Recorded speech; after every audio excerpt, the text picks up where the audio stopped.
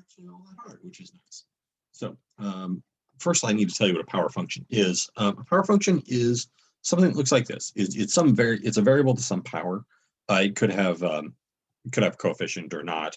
You could have other things added on to it, but your power function is basically just something that looks like this, or potentially with coefficient. So the way we're going to solve power equations, or equations involving power functions, is by canceling them out with radicals, or rational exponents if you prefer, which are of course the same thing. So something like this is a power equation. This is an equation with power function.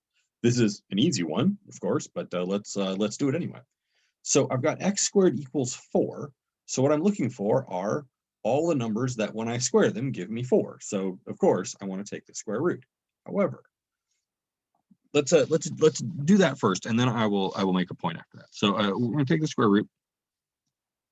So the square root of x squared, we're thinking of it as x. Now it's not actually. Remember, it's absolute value of x, which we'll return to in just a second. So x equals 2 is certainly one solution. However, the thing I want to point out here is that if I were to put in -2 for x, it would also work, right? So if I did -2 quantity squared, that gives me 4. So that means that -2 is also a solution to this. So I'm going to include that one as well.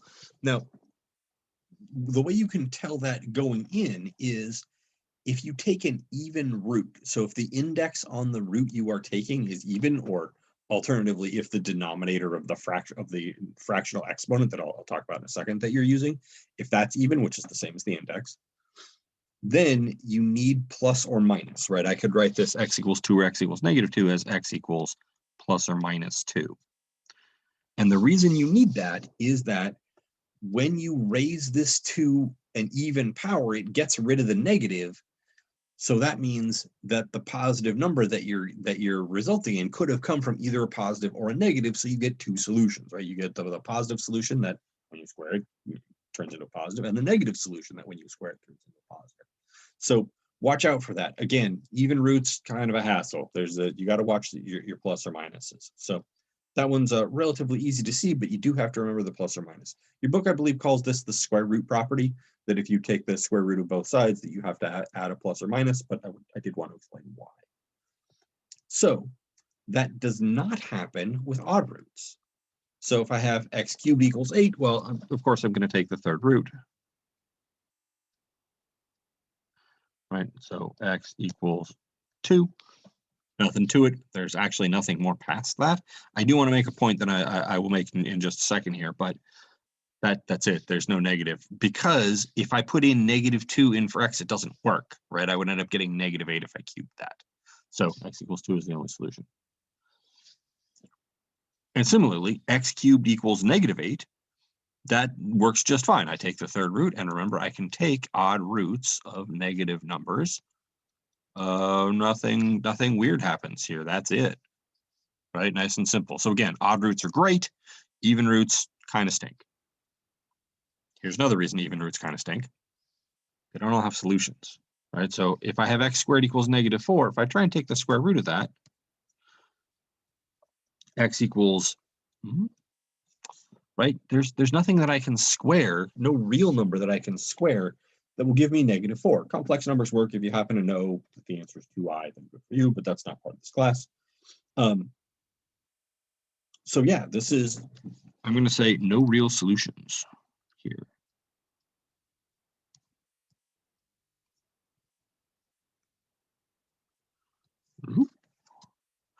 Because we're trying to take an even root of a negative number, and we can't do that. It gives us complex numbers, so that's no good.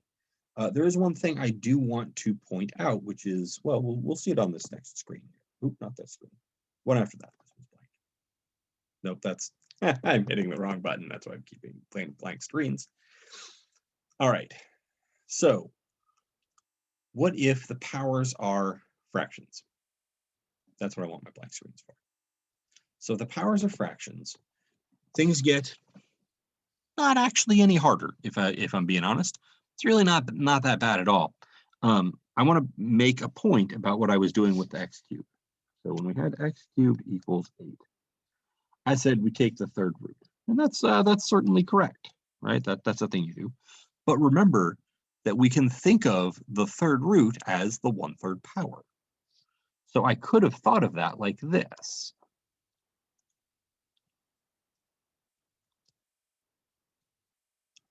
Raising both sides to the 1/3 power. And the reason that that's good, or that's a perfectly legitimate way to think of this, is that by the rules of exponents, 3 times a third is 1. And I've got power to a power, so I multiply the powers. 3 times a third is 1. So what I get is x to the 1 equals 8 to the 1/3. Well, x to the 1, of course, is just x, right? So that's another way to think of what we are doing, is that we're trying to turn the variable, or excuse me, the power on the variable into a 1, so that we're left with just the variable, because variable to the 1 is itself, of course. Right, and then 8 to the 1/3, we can simplify that, and we know that that's 2. So the reason I bring that up is, of course, that's what I want to do here. If I have x to the 2/3 equals 25, well, the thing that I want to do is to raise both sides to the 3/2 power. Because when I do the exponent property of power to a power, I multiply the powers, and now my power on the left side is equal to 1, which is what I want. X to the 1 is just x. And then I just have to do 25 to the 3/2, and we learned how to do that back in rational exponents, right? That's 25 to the 1/2 to the 3rd. 25 to the 1/2 is 5. So this is 5 to the 3rd, which is 125. So x equals 125 is my answer. So make the power equal to 1. That's what we're going to do. So this last one, I've tried to come up with one that looked kind of as nasty as possible. I tried to incorporate basically everything that you hate into one problem. I put fractions with big denominators. I put negative exponents, which are also fractions. I put a bunch of solving before you can even really start. So let's do it. I've tried to make this one bad. Let's see if it was actually bad. All right. So this thing is a mess. There are a couple of things that I can do here. I can move the 5/16 over, which would be my inclination. I can also cancel out the fractions if I want to by multiplying everything through by 16, the least common denominator. That would work as well. I'm going to go ahead and do it with fractions. Am I? Yeah, I'll go ahead and do it with fractions. I'll let you do it by canceling out the denominators if you'd like to. Certainly, that will end up working just fine. But yeah, I'm gonna just do it with the fractions. So this 1/2, this is 8/16. So when I subtract the 5/16 over, I'm going to get 3x to the minus 4/5 equals 8/16 minus 5/16, which is 3 over 16. I'll divide both sides by 3, but I'm going to think of it as multiplying by a third because I've got a fraction over here. Remember that dividing by 3 and multiplying by a third are, of course, the same thing. So I end up with x to the minus 4/5 equals 1 over 16. All right, I'm going to go ahead and get myself a new page here. X to the minus 4/5 equals 1 over 16. So remember that my goal is to make the exponent on x 1. So I need to raise both sides to some power to make that happen. Well, the thing I want to raise it to, it's currently negative, and I want it to be positive, so it's going to have to be negative some power. And if I'm multiplying 4/5 by something to get 1, well, I need to cancel the top and bottom, so I need to make it 5/4. So I need to multiply by the reciprocal, right? Because now the 5s will cancel and the 4s will cancel, and I'll be left with 1. And because I raised that to the negative 5/4, I have to raise this to the negative 5/4. All right, so my left side, plus, plus, cancel, cancel, cancel, cancel, leaves me just x to the 1, which is, of course, x. And over here, I have 1/16 to the negative 5/4, which seems like it would be really hard, but it really isn't. I'm going to use the negative outside the fraction, or the negative in the power on the fraction, to flip the fraction over, right? Because remember, that's what negative powers do. They turn whatever they are raising over. Or reciprocate. Reciprocate is the verb I want. They reciprocate the 1/16. So when I flip over the 1/16, I get just 16. So this is 16 to the positive 5/4. Okay, so that is 16 to the 1/4 to the 5. So I need to find out what the 4th root of 16 is. So I need something that when I multiply it by itself 4 times gives me 16. You will be shocked to learn that that is 2, I'm sure. So this is 2 to the 5th, which is 32. So you get x equals 32. Now, I did a lot of stuff there. So I think it would behoove us to put that back in to the original equation, which was 3 times 32 to the minus 4 over 5, plus 5/16 or minus? I don't remember what I did here. Plus 5/16 equals a half. Plus 5/16. And we're going to see if that equals a half. This should come out to a half if we've done this right. Okay, so we're going to have 32 to the minus 4/5. All right, that's a mess. One more page, scratch work. 32 to the minus 4 over 5. So that is 1 over 32 positive 4/5, which is 1 over 32 to the 1/5 power, all to the 4th power. Okay, 1 over 32 to the 1/5. Well, the 5th root of 32 is 2, so this is a half. The 4th power, which is 1 over 16.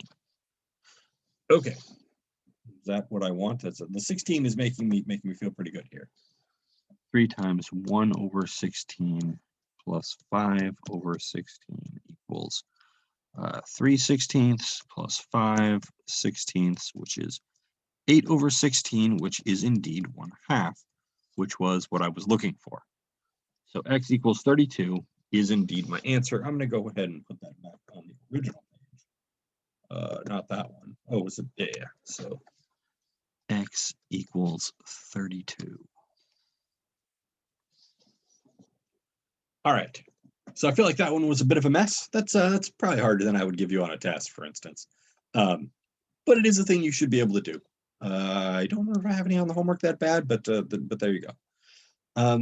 Yeah, I think that's all I want to say about solving power equations.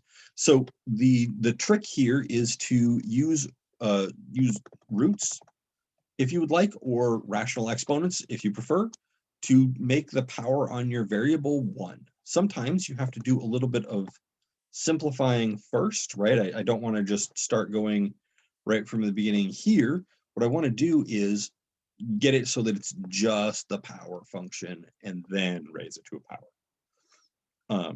Yeah, and then once you do that, sometimes the solving is a little messy. Sometimes it's not so bad. Sometimes you get something like this. But the key is make the power 1 so that what you are left with is just one copy of your variable. All right, the last thing that I did want to say is watch out for the odd versus even roots or indices, so the denominator of the fraction that you are raising both sides to. They can be kind of funny, right? So the 5 here is a 5th root, so that's fine. That's even, or that's an odd root, works totally fine. The 3 here is a 3rd root, so that's nice and easy. If those were even numbers, then you have to have a plus or minus, right? Because then you're in this situation here, so it can be a little bit messy. And with that, I want to go ahead and stop talking for the last time and just say that's it. That's what we're going to have for the semester. That'll all be all the things that are on the final. And I won't see you guys in the next video. I'll see you more or less in person, in person through the computer as opposed to a video. That's it. Thank you for attending my 107 class, and I will see you guys for the various tests.